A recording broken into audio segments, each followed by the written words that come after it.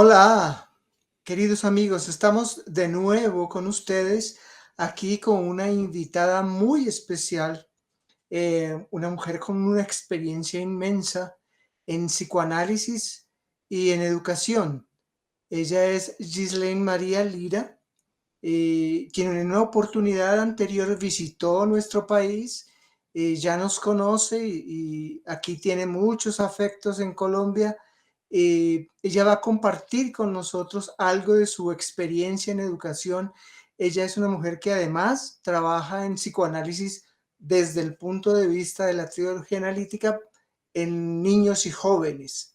Entonces es una mujer que ha adquirido a través de los años una experiencia importante que hoy quiere compartir con nosotros, y vamos a estar intercambiando conceptos con ella y con el querido Roberto Silvano, como siempre en estos viernes de charla. Buenas tardes, boa tarde, querida Ghislaine. Bem-vindo. Muito boa tarde, doutor Antônio Prieto, professor Roberto Silvano.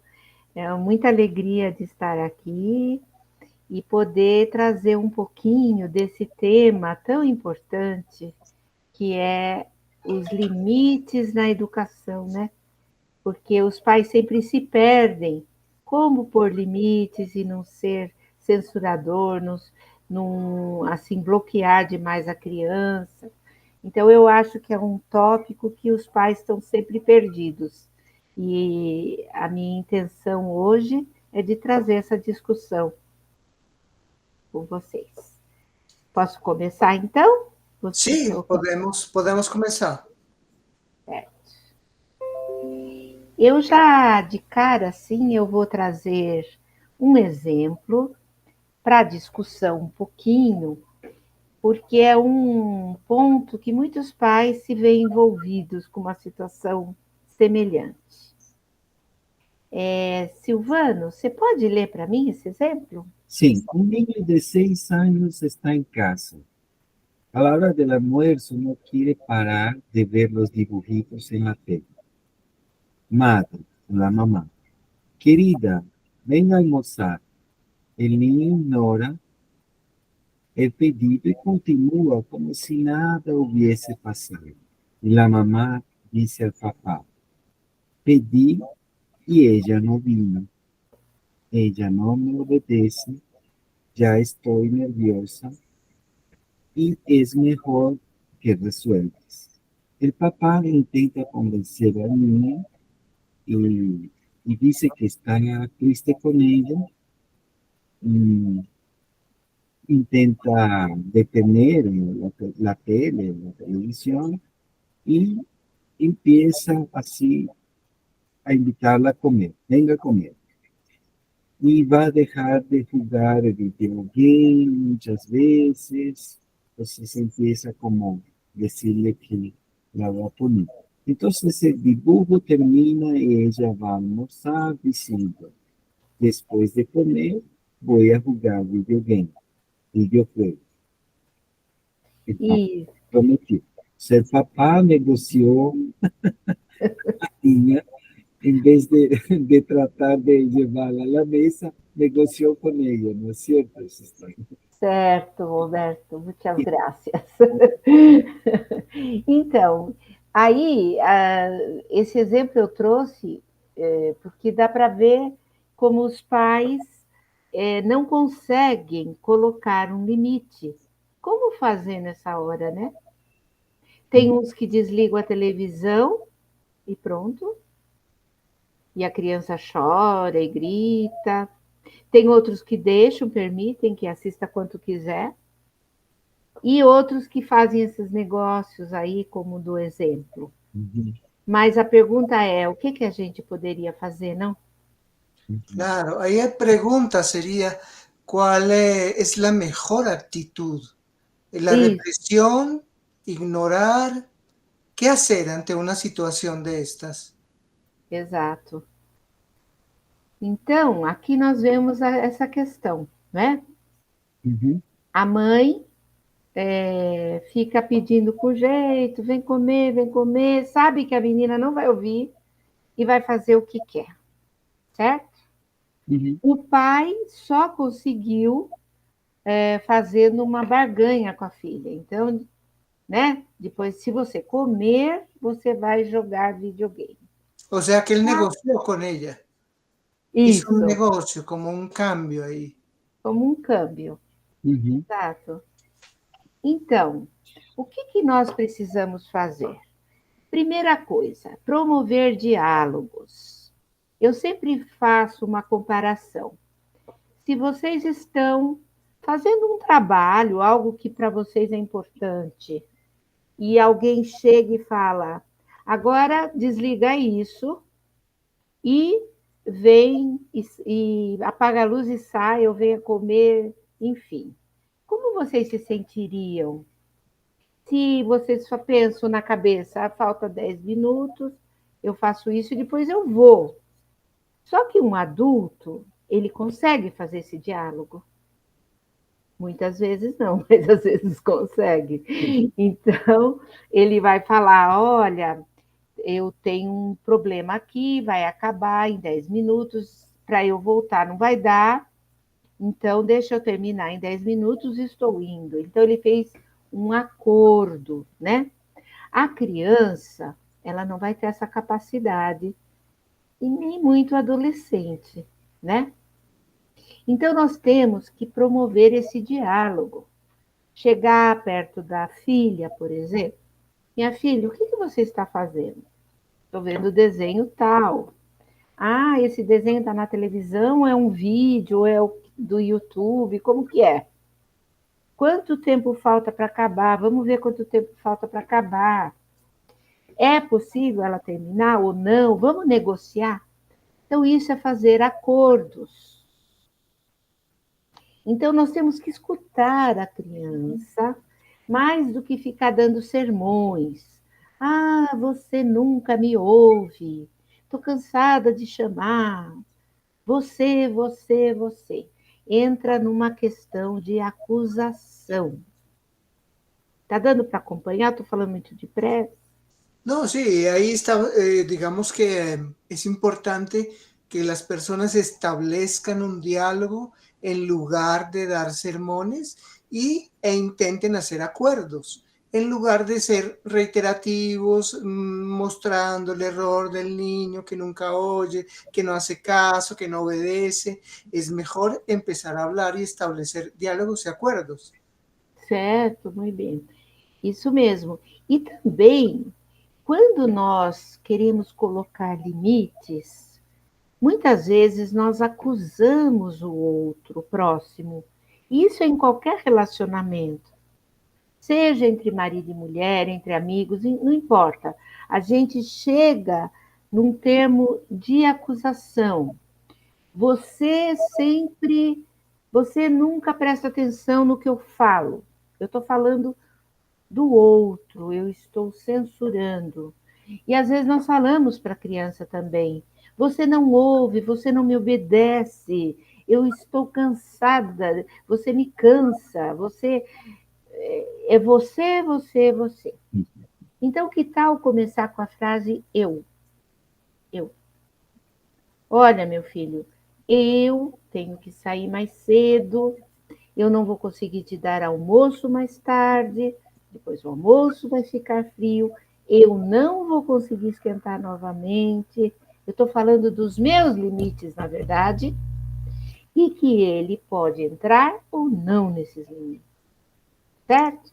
Ok, entonces es importante cambiar la denominación, o sea, dejar de hablar que ella, y en lugar de eso decir yo tengo este problema, yo tengo falta de tiempo, yo voy a hacer otra cosa, es posible que no te pueda atender después, es eso. Exato. Como assim? Pedindo um favor, vamos juntas, né?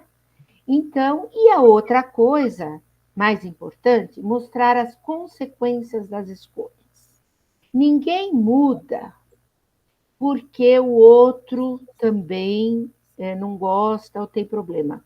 Nós mudamos quando nós vemos as nossas consequências ruins, principalmente a criança. Então, mostrar: olha, minha filha, se você não vier comer agora, a comida vai ficar fria, não vai ter outra coisa para comer. por exemplo. E aí é de acordo com a comida mesmo, com o almoço. Eu não estou inventando videogame, trazendo outras coisas, certo? Certo. Então, evitar, de fato, castigos e recompensas. Ok, entonces podemos resumir ahí. O sea, mostrar las consecuencias de las elecciones de los niños es importante. No amenazar, no imponer castigos o proponer trueques ahí, sino mostrar las consecuencias de los hechos, porque nadie aprende porque el otro quiere que aprenda, sino porque tiene que ver las consecuencias de lo que ella hace. ¿Es así? E tá sim. Que lindo esse espanhol. Gostaria de saber falar. Então, esses castigos, os pais, eles têm um efeito gangorra na educação. Eles vão, ou eles liberam demais e não corrigem, e depois, quando chega num nível que eles não aguentam mais, eles vão com muita violência ou castigos em cima da criança. Nos dois momentos está muito errado, porque nem liberar, nem censurar. Nós vamos na terceira via, que é da conscientização. Se eu falo, meu filho, se você passar de ano, você vai para a Disneylândia, supor, ou vai para o cinema, não importa. Ele pode até estudar para poder ter essa recompensa. Mas chega no ano que vem, ou na próxima prova, ele vai falar: e agora, o que você vai me dar? Ele não vai ver o valor da ação por si, o valor de estudar, passar de ano e aprender. Já tem um valor por si. E se ele não fizer, ele vai perder este valor na vida dele. Isto que ele tem que entender. Ok, Que o prejuízo é dele, né? sí. O prejuízo é dele. Que ele Claro, entonces esas actitudes de laxitud demasiada o demasiada represión no son buenas. Y si yo le prometo al niño, como estabas diciendo, que si estudia, lo llevo a Disneylandia o lo llevo al cine, él puede incluso responder a eso y estudiar para eso, pero luego me va a estar pidiendo el año siguiente la misma actitud y no va a valorar la acción en sí por la acción, sino esperando la recompensa. Es así. Isso. E ele nem vai entender o valor do estudo. A questão é ele entender que o estudo por si tem um valor. Por exemplo, para ele se alimentar, ele precisa se alimentar para ficar forte. Eu não preciso falar, se você for comer, você vai jogar videogame, como no exemplo. Se você comer, você fica forte. Se você não comer, você fica fraco. Tem o seu valor e sua consequência por si. Uhum. Quer O dizer, sea, mostra, mostrar las consecuencias, como estaba diciendo Roberto, ¿no? y las ventajas también, ¿no? O sea, Claro, todo lo que le puede traer de beneficio el estudio y todo el maleficio que le puede traer el no estudiar. Isso. O sea, para que él empiece a hacer una dialéctica. Eso realmente funciona, justamente.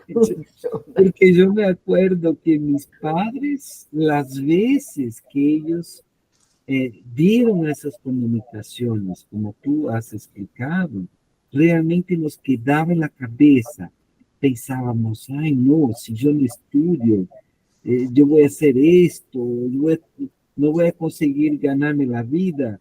Y dan ejemplos de personas que no estudiaban, los problemas que iban a tener futuramente. ¿Verdad? E Importante isso, né?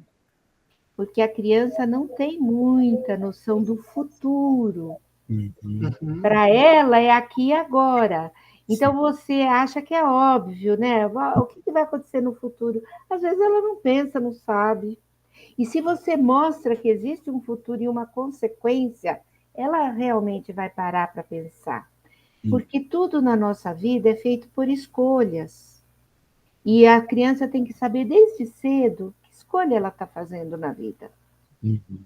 es importante resaltar eso que estás diciendo, de que el niño no tiene esa percepción del futuro, que uno como padre y adulto puede decirle o proponerle algo, pero el niño al no ver el futuro simplemente está actuando aquí y ahora. Uhum.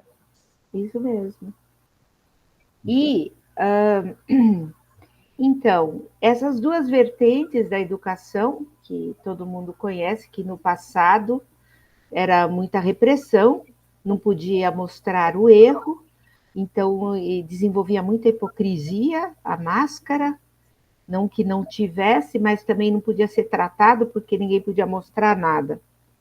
Uhum. Aí, com o advento da psicanálise de Freud, se foi, então mostrou isso, esses traumas de infância, essa repressão, só que foi para o outro extremo, que é do tudo pode, não se corrige mais criança, só deixa, ai, tadinho do meu filho, ele precisa disso, precisa daquilo. Então, no passado, tinha muito esse bloqueio da consciência. E agora é muita alienação. Uhum. Antes havia muita censura, né? E agora há muita uma liberdade exagerada, não há limites para mim. Isso, liberalismo.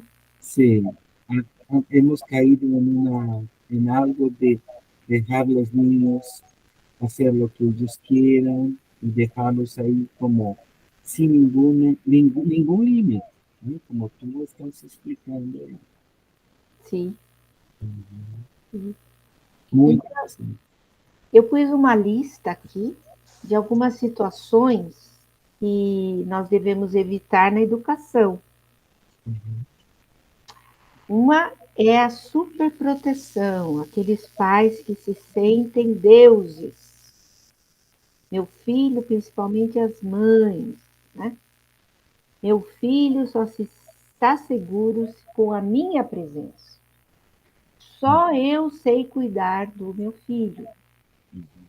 Eu já conheci mães e pais também, que o filho ia para a excursão e o pai ia com o carro atrás do ônibus, de medo que acontecesse algo. Ou mandavam a avó junto para a excursão, para cuidar da criança. Não confiava, não confia em nada. Então cresce uma criança medrosa, sem iniciativa, é algo que a gente deveria evitar. Nós temos que proteger, sim, mas de acordo com a idade e a capacidade da criança. Uma criança de 5 anos, ela já sabe se trocar sozinha, ela sabe tomar banho sozinha, ela consegue fazer a lição dela. E as mães querem dar, ainda falo no diminutivo, hein? Eu vou dar o banhinho, vou trocar roupinha, vou fazer a liçãozinha, e a criança vai adorando, vai largando tudo, minha mãe que faz. Es importante señalar ese punto porque las mamás, bueno, y los papás también, cuando se creen, como tú dices, dioses, no permiten que el niño vaya creciendo y madurando. Entonces, cuando hablas de que utilizan esos diminutivos y no se dan cuenta que están deteniéndolo en el tiempo, ¿no? Que la ropita, que la leccioncita, la tareita, esas diminutivos, el uso continuo los va lastimando de todas maneras si no lo perciben, ¿no? Yo quería hacerte una pregunta ahí. Un niño que crece en medio de la desconfianza todo el tiempo y llega a la adolescencia, ¿qué puede pasar con un niño que no confía en nada? Porque ha crecido en medio de la desconfianza. Essas crianças que já estão grandes, às vezes nós temos crianças de 10 anos, 12, não conseguem dormir na casa de um colega, não conseguem nem. Tudo tem que ser com a mãe, com a mãe, com a mãe, com o pai, só confia naquele núcleo familiar muito restrito, ele não se abre para a vida. Eu sempre falo que os melhores pais são aqueles que se fazem desnecessários durante o crescimento dos filhos. Conforme a criança, pequenininha precisa 24 horas por dia, mas conforme ela vai crescendo, tem que ir deixando. Os filhos, eles são como flechas, e nós somos os arcos. Nós damos a força, a direção e soltamos a flecha. Mas para onde ela vai, a gente não tem mais controle, não. Então precisa dar muita força, muito direcionamento para ir melhor que possa, mas não tem controle. Yo creo que eso puede quedar como un aforismo ya de la charla, y es que eso que estabas diciendo, de que los mejores padres son aquellos que se van haciendo innecesarios cuando los hijos van creciendo, ¿no? Eso es Sim, importantísimo, porque hay muchos padres y madres que quieren vivir la vida de sus hijos ahí grudados, pegados, como se dice, en los hijos o hijas, y no permiten que vayan teniendo algunos niveles de autonomía, ¿verdad? isso. Eso también, Gislaine, causa mucha inseguridad a los niños, ¿no? Si ella es creada en un núcleo familiar muy neurótico, que los padres la rodean así de ideas de protección, parece que el niño empieza a tener una idea muy negativa del mundo, ¿no? Así como la seguridad está en mi casa con mi mamá y mi familia. El mundo afuera es un peligro. Eso causa también inseguridad a los niños futuramente. Muito, Sí, también, ¿no? muita insegurança, porque pensa, o Deus deles passa a ser o pai e a mãe, que são falíveis. Uhum. Então, por isso que nós falamos muito de espiritualidade com as crianças, porque existe um Deus, existe anjo da guarda. Elas têm que se sentir seguras, uma proteção além desse pai e dessa mãe, que é muita teomania os pais se colocarem como superprotetores dos filhos. Entonces, detrás de un hombre muy inseguro, É, hay una super madre, como diríamos, ¿no? sim, senhor. Super protección. Entonces, la importancia de la vida espiritual y de la percepción de lo espiritual es importante, ¿no? Tú estabas cifrándolo, esa seguridad en la concepción y la percepción de lo espiritual que va más allá del cuidado terreno que pueden proporcionar los padres, ¿no? Isso mesmo. Porque a criança, aí ela quer dormir com os pais, ela tem medo do escuro, Uhum, ela faz xixi na cama, uhum, e vem uma somatória de questões, de somatizações. Tú tocaste un punto importantísimo que yo creo que muchas personas se preguntan eso, ¿no? Eso del chichi en la cama, que es la enuresis, ¿de dónde vino? ¿Por qué el niño o la niña tienen eso, no? Entonces es algo importante de resaltar ahí dónde es que está el origen de esos comportamientos y de esas manifestaciones en los niños, ¿no? Sim. A inurese, ela é raiva e medo. A criança que, por exemplo, vive num lar de muita briga, muito inseguro, porque a criança pequena, e até quando vai crescendo, a, de qualquer forma, os pais não são deuses, mas a segurança está ali. Se eles estão brigando demais, é um ambiente muito inseguro para a criança, ela tem medo e raiva. Ou os pais que vão muito por cima, porque aqui eu tenho também o abandono, que é o outro lado da moeda. São aqueles pais que acham que a criança que se vire, não educam, não orientam, exigem como se fosse um adulto, não percebe os limites da criança. E aí é o outro lado da moeda. E também tem essa somatização.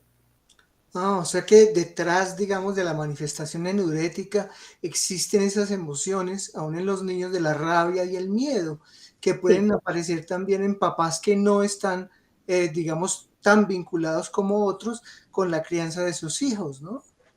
exato. Incrível, né? Porque, e fala, Roberto. não, não. Todo eso es muy, muy interesante porque los padres muchas veces no tienen idea que todo el comportamiento del niño también se debe a su propia responsabilidad.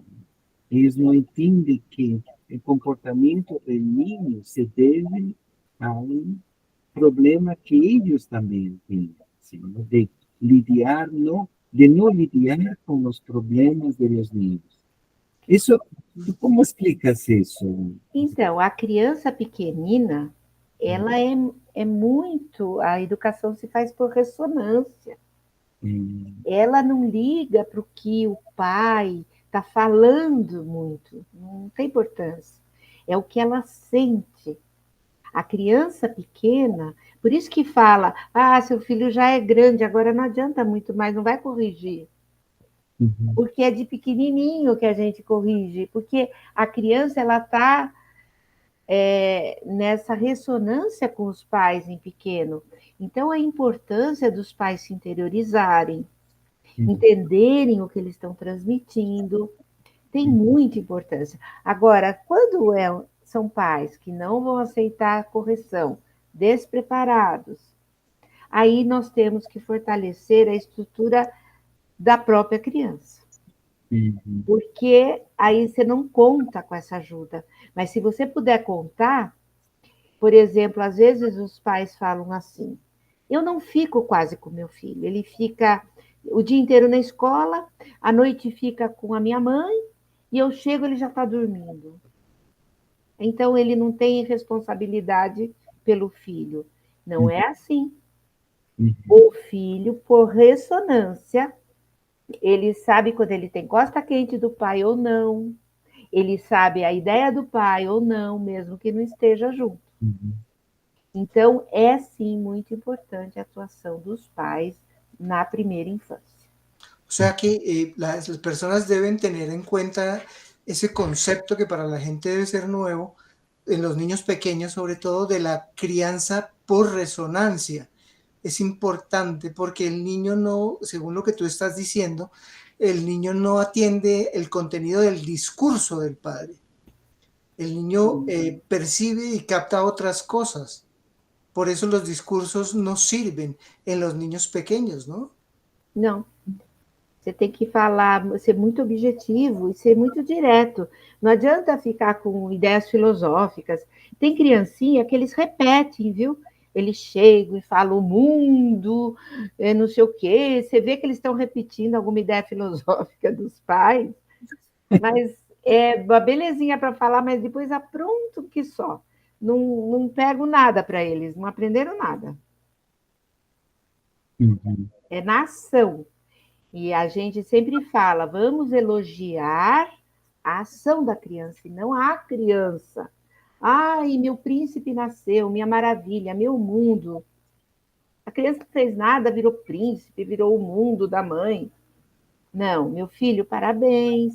Você jogou lixo no lixo, você ajudou seu coleguinha, você respeitou a mamãe e o papai, pela ação que nós elogiamos, que nós ensinamos, e nós temos que ser modelos. Otro punto importante, ¿no?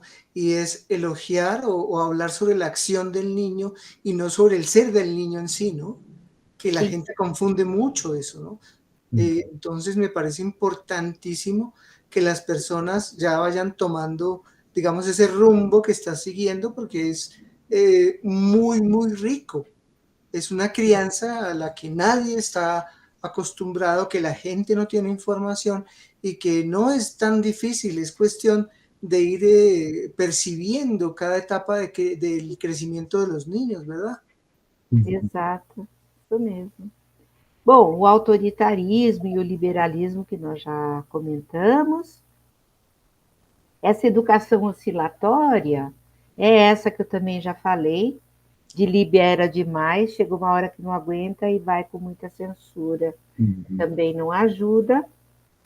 Satisfazer todas as vontades, muitas vezes os pais querem que as suas vontades sejam satisfeitas, mesmo que não sejam, e acham que dar afeto é fazer a vontade do filho, então não querem que ele se frustre, e associa os limites a algo negativo, como uma falta de amor ou algo assim. Ajá. Eso fue un discurso muy, así un discurso muy fuerte de la psicología moderna, de que frustrar a los niños les causaría traumas, ¿no? Y como dirías tú a través de la tecnología analítica, ¿es buena o mala la frustración para los niños? Sim. Entonces, la frustración es buena porque los puede ayudar a trabajar con sus límites, Sim. que ellos no van a tener esa libertad que ellos pretenden todo el tiempo, no la van a conseguir. Y si no la consiguen, si la consiguen en la familia, no la van a conseguir en la sociedad, en una relación social. Y eso es muy problemático, ¿no? Porque eso puede generar un niño ya con una actitud de delincuencia, ¿no? De romper todas las reglas, de no, digamos, no contener esa voluntad que, como tú dices, puede ser negativa, ¿no? Invertida, perjudicial al niño, ¿no? Isso é bem importante, sim, que não é considerado que se as vontades fossem boas, tudo bem, mas nós temos a inveja, que causa a inversão é ver o mal no bem e o bem no mal, Uhum. então nós vamos ter vontades invertidas contra nós próprios. E satisfazer todas as vontades das crianças é ajudá-las a se atacarem. O sea, satisfacer todos los deseos de los niños es ayudarlas que incluso se vuelvan contra sí mismas. Exato. Ok. Uhum. Então, repressão e limites são confundidos, Uhum. porque, como o Roberto falou, ai, trauma de infância, não pode censurar. Eu lembro dos livros Meu Filho, Meu Tesouro, que era só elogio e não sei o quê. Então, foi confundido repressão com limite, e por conta disso, os limites passaram a não existir. Uhum. Então, os pais, eles se tornaram muito inseguros, porque eles não sabem. Eles ficam, às vezes tem uma criancinha lá de 3 aninhos mandando numa família inteira. O pequenininho, ai filhinho, por favor, deixa a mamãe no cinema. Não, você não vai. A criancinha mandando na mãe e no pai. Por favor, filhinho, eu trago um chocolatinho. Então, 2. Eu já vi isso. Uhum. Então, esses pais, muito inseguros, eles vão deixando essa criança tirana. Uhum. São crianças tirana no sentido de mandar, com uma cabecinha de 3 anos, manda na mãe, no pai, na avó, no cachorro, na irmã mais velha, manda em tudo, Uhum. né? Então, os pais precisam ter uma orientação do certo e do errado, o que eu posso fazer, o que eu não posso, porque se deixar a criança com poder, vai destruir o próprio filho. E depois que destrói o filho, não aguenta ficar em casa. Aí vai terceirizar a educação. Aí eu não aguento esse terror do meu filho. Eu lembro de um terrorista, era um Theo que chamava Theo, eu chamava ele de terrorista. Porque ele fazia cada coisa que a mãe ficava tão doida que ela pôs no judô, no karatê, na natação, para o menino chegar exausto e dormir, porque ela não aguentava. Uhum. Né? Puede convertirse en una situación peligrosa, ¿no? Sim. Que un niño crezca haciendo o que se le satisfagan todos sus deseos porque no admite contrariedad ninguna y en ese sentido puede atropellar a los demás, ¿no? Uhum. Causar daños. Uhum. Sim. Falsa Entonces, mesmo. no poner límites a un niño es dar una educación en que va a ser el niño un tirano. dominando tirano, corrupto. al papá, a la mamá, dando órdenes, así como un diosito en casa. Pero Um un Dios demonito. terrible. Qué bonito, ¿no? Um pequeno demoninho. Un pequeño demonio. Isso. E, normalmente, eu até falo, brinco, que nasce o filho, nasce a culpa. Os pais têm tanta culpa, por isso, por aquilo, eu não fico. Eu tenho falta de, eu não consigo ficar com meu filho, coitadinho. Então, acha que vão compensar tudo isso, esse sentimento de culpa, deixando a criança fazer o que quer. Só que não, né? Vai prejudicar demais. Pode ler, Roberto? Sí, debemos educar, educación con conciencia, ¿no? Debemos educar y no Agrada. agradar, ¿sí? Mostrar la voluntad invertida y sus consecuencias. O sea, la voluntad invertida sería esa conectada a la envidia, ¿no? Una voluntad É, assim, eu quero. Filho, eu tenho macarrão e bife. Ah, eu quero McDonald's. Tem Uhum, pais que vão comprar. uhum, Então, essa coisa vai indo no nível que a criança depois vira um poderoso, né? uhum. O sea, un ejemplo, el niño es visto como un trofeo muy consentido, ¿sí? Y no desarrolla valores. O sea, un niño muy consentido no desarrolla valores. Es Sim, cierto, doctor a Francisco. criança que já é o máximo só porque existe, por Ajá, que ela vai se esforçar para fazer alguma coisa? Ela já é o troféu dos pais, o super talentoso, o super lindo, super inteligente. Por que ele vai se esforçar? o Ele sea, já é es una educación narcisista, ¿no? si. Muy narcisista. O sea, Y el de niño alguna manera también castrante, ¿cierto? Porque castrado, impide el desarrollo normal de un ser humano. claro, Exatamente. sin duda. Dar conciencia de lo que está correcto o equivocado, ¿no? O sea, de lo que es cierto, de lo que es errado. No dar importancia a los berrinches, ¿no? Porque si da importancia a los berrinches, a los pataleos del niño, pierde lo individual. O sea, pero él pierde lo individual, pero gana en la sociabilidad. O sea, Isso, él no consigue lo que él quiere con los berrinches y pataleos, mamá, yo quiero, y los padres no le dan. O sea, no le dan importancia a lo que él quiere. Pierde él, el niño, en lo individual, pero gana con la sociabilidad. Digamos exato. que se adapta más a la vida social. Porque Isso, sí, que es verdad, en la vida social hay muchos niños. isso mesmo.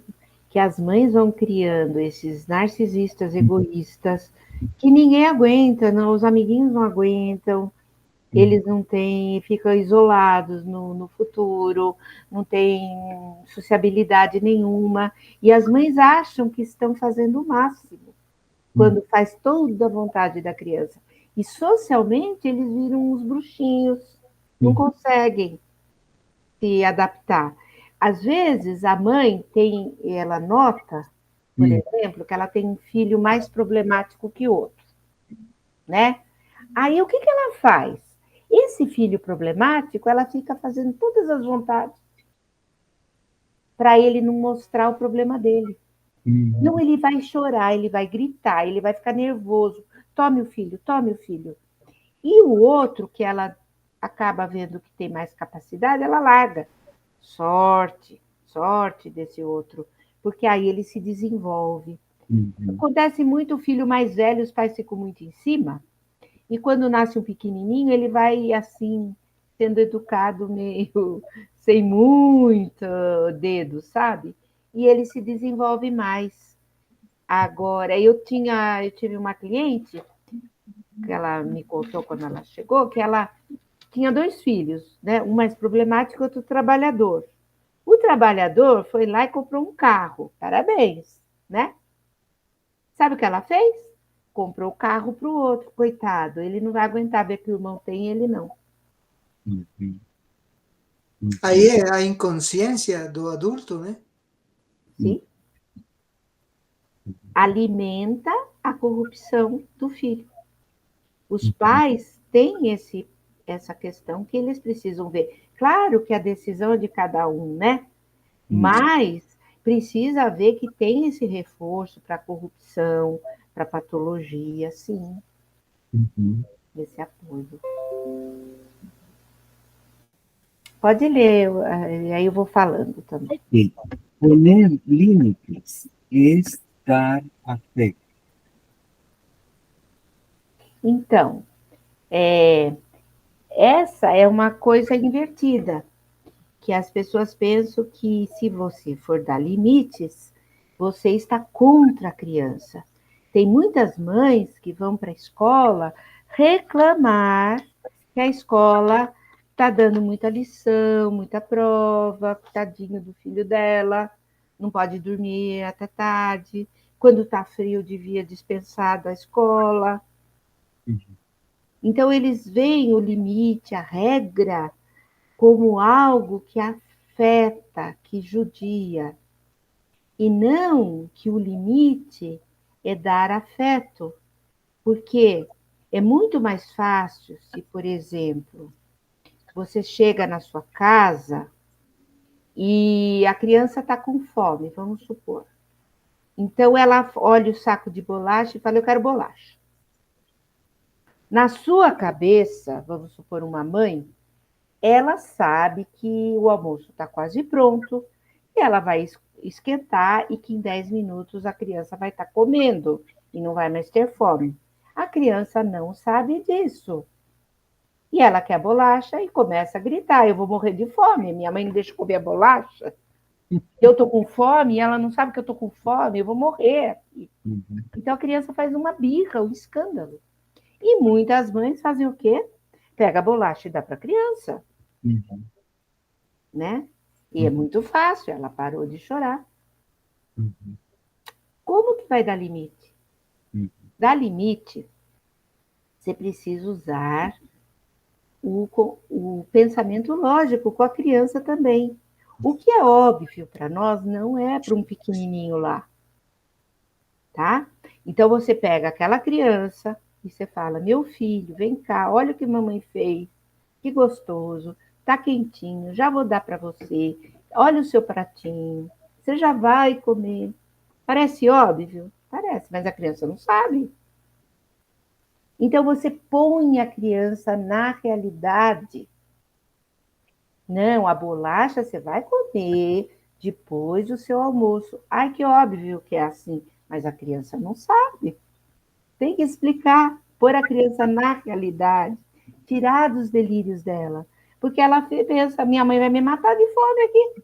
Não quer que eu coma? Eu estou com fome. Ela Sim. não entende, né? Entonces la emoción del niño, él no consigue entender la realidad, ¿no? E ele é pequeno também. A Sí. criança não tem noção de tempo, ela Ajá. ainda não tem noção Ela só sabe que ela está com fome e que tem bolacha. Por que, que a mãe não deixa? A mãe é ruim, então. Si no come la galleta, va a morirse de hambre. Sí, la emoción del niño, É, sí, hay que tratar de llevarlo a la razón, a la realidad, sim, insistir con él para que él vaya adaptándose a poner límites a su propia emoción. exatamente. Ujú. Pero Exatamente. eso que dice Chisley es importante en cuanto a que el adulto debe subrayar siempre la realidad. El niño no Sí, entiende, como ella dice, el niño no tiene la noción del tiempo y el momento en que está viviendo, pero el adulto sí. Entonces, el adulto debe marcar y objetivar siempre la realidad, ¿verdad? Uhum. Exatamente. Uhum. Ele tem que entender que a criança tem esse afeto de conversar. Eu até usei um termo uma vez, criança planta. A mãe acha que eu estou dando comida, eu estou trocando, eu tô dando banho, nananã, tá bom. Não tem esse afeto de interação com a criança, de querer entender o que está acontecendo. E Ah, ok. precisa, né? Então, eu pus aqui, limite facilita contato com os universais. Uhum. Então, por quê? Porque até o dia, né? O sol nasce e se põe. A gente fala da entropia. Entropia é quando a célula, né? Não tem. Foi feito um teste que a célula, ela. Quer explicar o que é entropia aí, Roberto? Já em La castelhano? entropía es un fenómeno así conocido en la física, ¿no?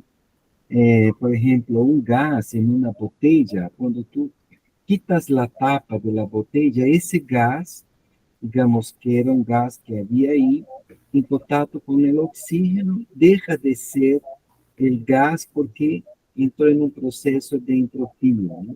Y ese es un fenómeno natural en el mundo físico.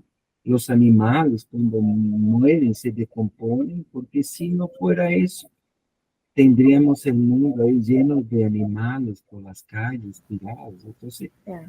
en el mundo fisiológico hay ciertas entropías que son eh, necesarias, ¿no? Pero hay el proceso de entropía, de digamos, distorsionar, de destruir algo que es bueno, ¿no? Entonces, un niño sin límites es un niño que va hacia una entropía, ¿no? Digamos que va Ahí, a deteriorar su sanidad, ¿no es claro, cierto? eso que estabas diciendo, de pronto para que la gente entienda un poco, Ujú. porque el común de las personas quiere dar a entender que la entropía es como el origen de las cosas y la entropía no origina nada, de la Mm. entropía no viene nada. Entonces, un niño entrópico, de un comportamiento entrópico, puede crear mucho desorden, ¿no? Porque un sinónimo de entropía sería el máximo desorden. Sí, Sí, contrapuesto a la tropía, que sería el orden que crea, sí. ¿sí? Entonces, esa entropía es, digamos que genera mucha disfunción y mucha destrucción también. Y la entropía no origina, o sea, el caos que genera esa entropía no genera nada, ¿no? Nada bueno, genera Não. desorden y destrucción. Então, e que eles viram, né, que uma célula, por exemplo, se ela é delimitada, no espaço delimitado, ela se preserva por muito mais tempo. Mas uma célula solta, ela se degenera com facilidade. Então, o limite, a regra, o seguir, isso é que dá segurança para a criança. A Uhum. criança, ela vai ficar segura se ela tem esses limites, ela vai ter menos angústia, ela vai saber o que precisa fazer, do que uma criança que é a geração autônoma, faz o que quer quando quer. Por exemplo, os pais gostam muito de que a criança acompanhe a vida deles. Às vezes os pais vão num show de rock até altas horas da madrugada e levam um bebê. Vão Uhum. no jogo de futebol e levam um bebê, Uhum. ou um pequenininho. Fico numa festa até tarde, a criança fica lá. A criança precisa ter a rotina dela, o mundo dela, a vida dela. E os pais, a vida deles. Uhum. Essa coisa de vamos ver filme até tarde, a criança fica até tarde. Uhum. Isso é uma coisa que é uma falta que vai degenerar e criar doenças. Essa Uhum. falta de limites. Também na Entropia. Entropia en el entropia. Podría ser Sim, un comportamiento entrópico, entonces ese de los padres. Uhum. entrópico. E acaba, assim, maltratando o filho nesse sentido. Hacen Claro. los hijos sufrir con E eso. A falta de limites leva à hiperatividade. Gente, é bastante assunto, né? Mas o que der, deu, né? Paciência. Falta de limites leva à hiperatividade. O que isso quer dizer? Hoje é muito comum a criança hiperativa, tudo é hiperativo. Você leva no médico, é hiperativo, porque não para quieto, porque não se concentra, porque não ouve, enfim, tudo é hiperatividade. A hiperatividade, de fato, que tem alguma lesão, alguma coisa, é muito raro. Normalmente, a criança hiperativa é por falta de limites. E eu vou explicar por quê. Eu gosto de fazer uma analogia da seguinte forma. Eu pergunto, o doutor Prieto é dentista, né? Mas o Roberto não. Então, vamos dizer, Roberto, você tem que obturar um dente e só sobrou você e você tem que fazer isso, do dia para a noite. Como você vai se sentir? Muito nervoso.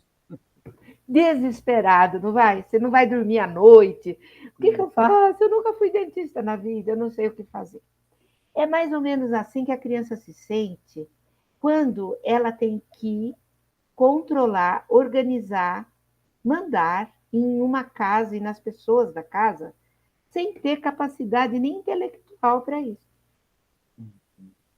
Porque tudo vai. A coisa que você mais escuta se falar para uma criança é só vocês irem no shopping e observar o que você quer.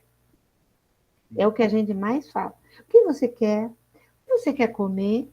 O que você quer vestir? Onde você quer ir? Você gosta do papai? Você gosta da mamãe? Ah, não gosto, eu tô triste. Tudo é a criança. Tudo.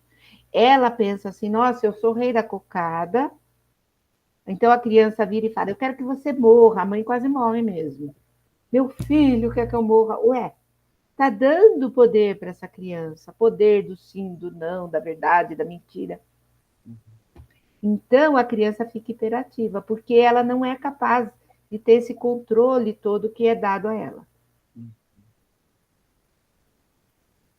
Se le dan al niño responsabilidades a las que no puede corresponder de acuerdo a la estructura incluso de pensamiento que tiene en ese momento, ¿no? Y Sim? eso genera esa ansiedad y esa hiperactividad que está tan en boga como tú dices y que incluso acaba en la medicación que muchas personas dan a esos niños generándoles un problema mayor, ¿no? Exatamente. Então, aprender a se frustrar é um bem, ao contrário do que as pessoas falam. É um bem. Por quê? Porque acalma a criança. A verdade, ela é curativa, ela é calmante. Todo mundo fala que não quer ouvir mentira. Mas quando você fala a verdade, a pessoa não gosta também, né? Mas é só a verdade que acalma e para a criança também. Porque a criança sabe a verdade. Tinha uma mãe que tinha um filho adotivo e tinha horror que ele soubesse. Não era para contar de forma alguma. Essa criança, todo o desenho dele tinha duas mães. Todo. Ele punha duas mães. Por quê? Porque ele sabia. Então, a gente tem que falar a verdade. A verdade é curativa. Claro que da forma que a criança entende e tudo mais, mas tem que ser falado. Então, devemos ensinar a frustração. Educar é ensinar a frustração. Hoje em dia, por exemplo, o jovem que não aprendeu a se frustrar, ele chega no primeiro serviço, por exemplo, você entra aqui, o serviço começa às 7h30. Ele chega 8h, leva um pito lá, uma correção, e o que ele vai dizer? Não trabalho mais. Ele fica no meu pé. Por quê? Porque é aquele jovem que não aceitou frustração na infância. Não foi educado com isso. Então, a gente não tem, de repente, um filho de 13, 14, 15 anos. Ele não vem do nada. Ele vem lá de baixo, vem crescendo. E se, aquilo que você... Eu até acho isso, viu? Aquilo que você não educa antes de sair do berço, você não educa mais. Saiu do Pero aquello que uno no educa antes de salir de la cuna, no lo educa después. Sim. Você tem Ok. pouco tempo para aproveitar, porque depois fica difícil. Entonces, un niño que no es frustrado es un adulto muy neurótico. Muito neurótico, não aceita a frustração, só quer fazer as próprias vontades. Então, não tem esse desenvolvimento afetivo. Ele pode até ter um desenvolvimento intelectual bacana, Ujú. sei lá, ter um doutorado, enfim, não sei. Mas afetivamente, parece uma criança. A gente nota isso no trânsito. Vem aqueles cara com carrão, parece bem sucedido. Você dá uma fechadinha ou qualquer coisa, eles quase te matam. E passo, e ultrapasso, e brigo. Parece garoto de 12 anos. Verdad. Não tem desenvolvimento afetivo, Ujú. né? Então, a afetividade fica para trás. No tienen tolerancia, ¿no? Né? Ninguna. Porque você só desenvolve a maturidade com a aceitação da consciência. E os pais não querem mostrar erros para o filho. E você só cria maturidade quando você aceita se ver como é, com seus erros. Então, não é questão de viver o erro, nós temos que segurar o erro, mas promover a conscientização, a interiorização. É precisa conhecer, não viver, mas conhecer o mal, conhecer o engano. Muchos aforismos ahí, doctor Francisco. Claro, ahí se me ocurre otro en el sentido de dos cosas, ¿sí? Cuando Ghislaine hablaba del decir la verdad con amor, pero el amor no puede impedir que uno diga la verdad, que me parece importantísimo. Y la madurez que se va adquiriendo con la conciencia y que los padres no quieren mostrarle a los hijos los errores. Y ahí Sí. impiden ese crecimiento y esa aceptación de la frustración, que es importante en el desarrollo del ser humano, ¿no? Problema. Então, os limites, eles vão auxiliar no desenvolvimento saudável, ele vai delimitar o espaço seguro para a criança. Eu acho que os pais não imaginam como é importante esse espaço seguro. Cada um do passado, nós aqui, deve lembrar como era bom ter a hora de voltar da escola, de lavar a mão, de almoçar, de ter aquele limite de não poder falar nome feio, e hoje em dia foi abolida essa questão. E isso dá muita insegurança para a criança.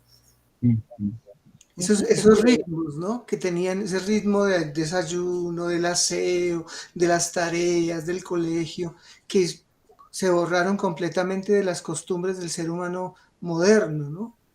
Sí. Las obligaciones, ¿no?, que los niños deben tener para entrar en la realidad. Então, a criança se sente livre e segura na realidade quando ela sabe que os pais são pais, não são amiguinhos dela. Eles estão lá para cuidar, para orientar, para dar o melhor para ela, com regra, com esforço. Isso traz segurança para a criança. Ela não quer amiguinho pai, ela quer pai amigo, né?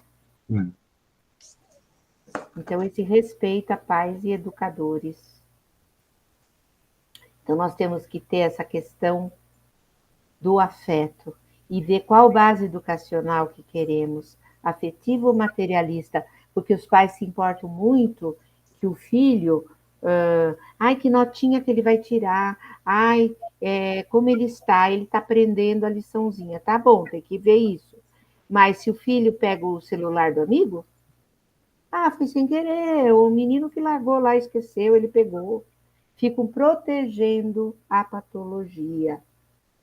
Muitos falam, o que é mimo? O que é mimar a criança? Eu vou mimar meu filho porque eu dou amor, eu dou presente, eu dou beijo. Claro, pode dar. Isso não é um mimo exatamente. Mimo é quando você protege a patologia do seu filho, o mau comportamento. É aquela criança que rouba e você finge que não vê. É aquela criança que mente e você faz vistas grossas. Isso é mimo. Uhum. Importante que eso, ¿no? Que la característica del mimar a una persona tiene que ver con encubrir sus errores y sus faltas. Uhum. Sim. Ujú. E parece que chegamos meio no fim, né? Acho que eu vou terminar com esse slide, então. E Bueno, tenho mais uma outra aula de mais 1 hora, mas eu... claro, muchísimas gracias por la deferencia y la É, participación y la enseñanza sim. Eu que queria Sim. has só impartido. falar, comentar este aqui, se possível, doutor. Sí, sí, claro. Que limites e afetos são 2 pilares básicos da educação. Uhum. Eles caminham juntos. É uma dialética verdadeira. Você dá limite com afeto, tá? E isso, esses limites com afeto, é a base do desenvolvimento infantil. E Ok, quem ama, educa com limites. Só isso que eu queria falar. Muy Bueno, bien. tenemos que recordar que aparte Uhum. de terapeuta y de educadora, Ghislaine también es una gran escritora. Tiene libros como este, por ejemplo, de cuentos que difundimos aquí para las profesoras, para que se vayan ejercitando en transmitir valores a través de los cuentos, que es un trabajo que fíjate que estás haciendo a distancia ya para el mundo y me parece que es muy loable, ¿no? Igualmente nos has educado aquí, creo que Roberto está de acuerdo, hemos recibido un Completamente. refuerzo en la educación nosotros dos. A nuestra educación. Sí, es Solo nos verdad. queda agradecer, ¿no? Y un Muy abrazo rico. muy grande para Ghislaine por haber compartido con nosotros este rato, ¿no? É um prazer falar aqui com vocês. Eu gostei e gosto muito da Colômbia. E quem sabe um dia a gente não dá um curso de histórias aí, não? Claro, claro que sí, aquí Vamos estamos esperándote. programar. Ok, un Tá bom. abrazo muy Muito fuerte obrigada. Um abraço. y Chao. nos Tchau, tchau. estamos charlando para el próximo encuentro. Chao, chao.